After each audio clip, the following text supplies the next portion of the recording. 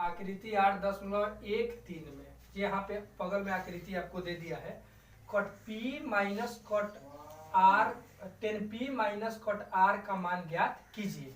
Figure दे दिया है आपको, इसमें पी क्यू का वैल्यू दे दिया है 12 सेंटीमीटर, पी आर का वैल्यू दे दिया है 13 सेंटीमीटर। सबसे पहले वही चीज हम जो क्वेश्चन में दिया रहेगा उसको लिखने का प्रयास करेंगे, तो देखने में थोड़ा सा अच्छा लगेगा। मैथ ऐसा चीज है कि इसमें स्टेप वाइज स्टेप अगर लिखते हैं तो हमें नंबर कटने की संभावना 0% होती है। दिया है सबसे पहले किसमें दिया है, त्रिभुज पी क्यू आर में दिया है। त्रिभुज पी क्यू आर में क्या दिया है, तो कह रहा है कि कोण क्यू समकोण है।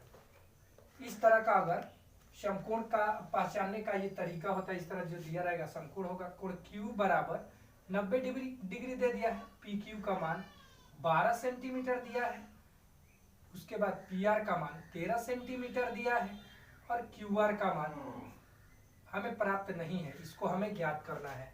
तो हम पाइथागोरस परिमेय का अगर हम प्रयोग करते हैं तो पाइथागोरस परिमेय आप लोग सब लोग पहले से ही जानते हैं कि किसी समकोण त्रिभुज में कर्ण का वर्ग अन्य दो भुजाओं के वर्गों के योग के बराबर होता है।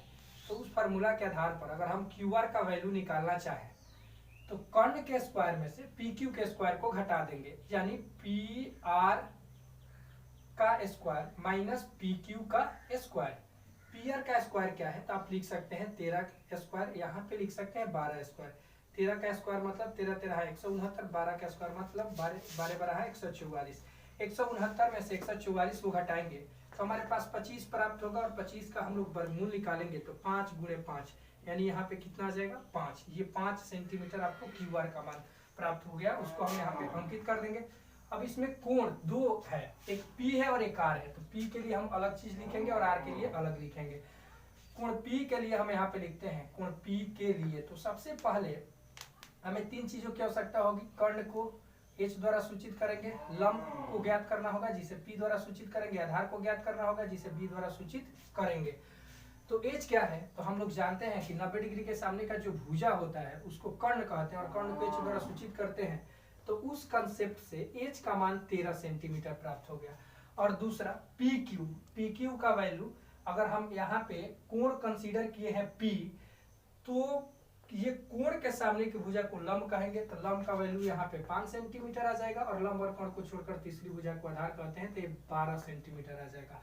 पुनः हमें अब कोण R की बात करनी है, तो कोण R की बात करनी है तो यहाँ लिखेंगे कोण R के लिए, कोण R के लिए इसके लिए भी तीन चीजों की हमें आवश्यकता होगी, एक H डैश, दूसरा P डैश और तीसरा B डैश। तो H डैश का मान हम ज्ञात करते हैं यहाँ 13 सेंटीमीटर, क्योंकि कोण तो कर्ण तो बदलेगा नहीं, कर्ण त्रिभुज की सबसे बड़ी भुजा समकोण त्रिभुज के लिए होता है।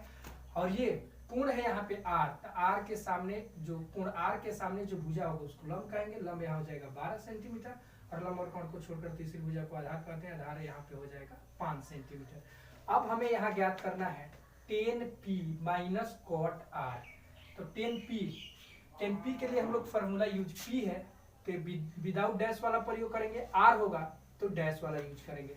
हम लोग जानते हैं कि टेन थीटा बराबर होता है लंब बटा आधार, और कॉट थीटा बराबर होता है आधार बटा लंब।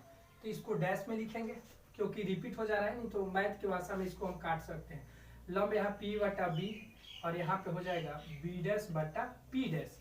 चलिए P का वैल्यू कितना है, तो P का वैल्यू 5, B का वैल्यू 12, और उसी तरह से B डैश का वैल्यू 12 और B डैश का वैल्यू 5 और P डैश का वैल्यू 12।